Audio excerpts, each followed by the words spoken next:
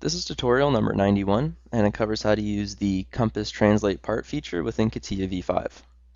To start off, open up tutorial part number 87, which is located on the DVD. So what we're going to do is I'm going to show you how to use the compass to translate and move around your part. So in a previous tutorial, we used the translate feature to translate the part, but using the compass, it allows you to have more freedom, more flexibility, and it's a lot easier to use. So what we're going to do is I'm going to throw it onto a face here, and we're going to translate it straight up. So to move the compass, what you have to do is highlight that red square there, click, drag, and drag it onto whatever you want. So you can do either flat faces like that, or an edge, a straight edge such as that. So right now we'll put it on this flat face here. So let's throw it on the face here. And what we're going to do is translate it straight up. Now we're going to open up this part body here. And what we're going to have to do is select the components that we want to move. Now in the part, you're able to select, say, an individual pad and move it, but the pocket's not going to move along with it. So you're going to want to select everything to make sure that everything's moving together.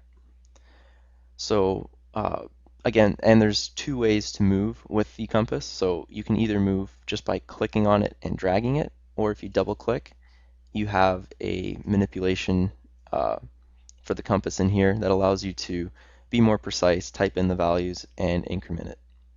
So right now we have this open, and what I'm going to do is I'm going to select the part body, the pad, and the pocket, all to move. Right now I have the W direction, so going straight up at 100. So I'm going to move it 100 straight up. And as I increase it, you can see that it's going straight up. And as I decrease it, it's going straight down. Now I'm also able just to click and drag on that W. So let me close this. And if I click on the W there, I'm able to drag it up in increments of 100.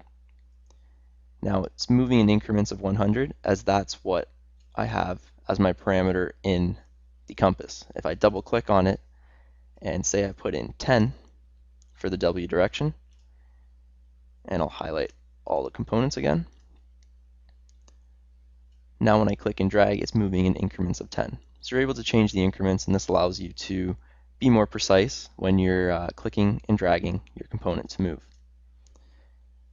Now let's do this along a line. So I'm going to pick that up and throw it out. So after you're done with it, after it's on a plane or whatnot, pick it up and just let it go anywhere in space, and it's going to reset itself up there.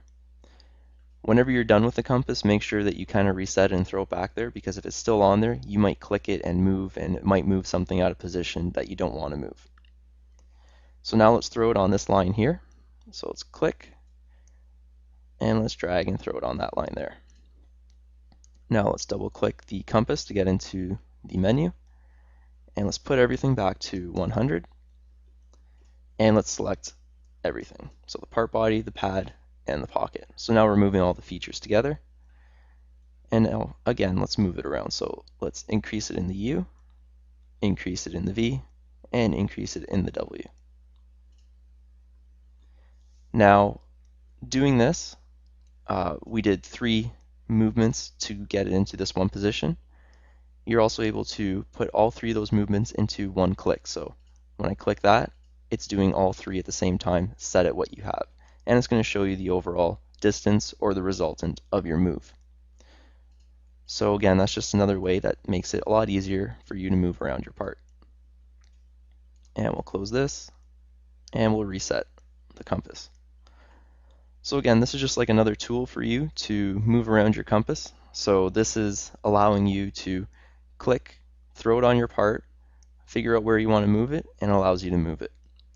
Now, the only sort of drawback compared with the translate feature is that when you use the translate feature, you would get a feature on the side that said where you translated it and how far.